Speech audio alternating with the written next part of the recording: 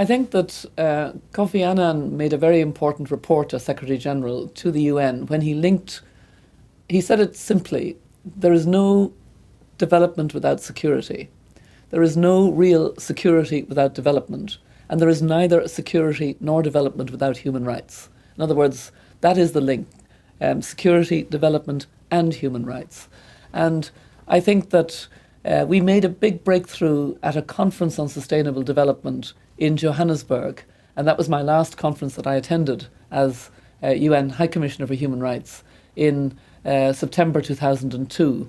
And I saw a banner held up by a whole lot of civil society groups as part of the conference. It said, "No sustainable development without human rights." And I think that's so true. We're now planning for 20 years after Rio, 10 years after Johannesburg, a conference that will take place in 2012, July 2012, on sustainability. And I really feel that the Millennium Development discussions we're having now are framed much more in human rights language. And it's not just words. I think I can explain why I feel so passionate about having a human rights approach if I talk about maternal health. It's the goal that's not really making enough progress in the poorest countries. In countries like Niger, 1 in 7 women will die if they become pregnant. Pregnancy is almost a death sentence. Women actually have a way of a sort of courtesy goodbye, because I may not see you again, I've become pregnant. The reason we haven't been more successful is it's a multifaceted issue. It's a health issue, and women who have any kind of complications need access to emergency obstetric care.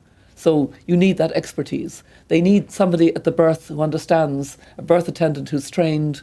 They need community health workers. But they also need that we address lack of access to reproductive health and family planning, violence. Sometimes it's violence that has been the rape and sexual violence that have caused women to become pregnant. It may be the woman can't leave the home without the permission of her husband. She lacks property rights. She lacks land rights. She's culturally not given permission to go out on her own.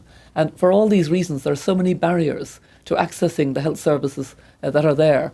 So if we have a human rights approach and we look at vulnerabilities, minorities, the barriers to women playing a full part, the whole need to have a holistic approach, we will make much greater progress.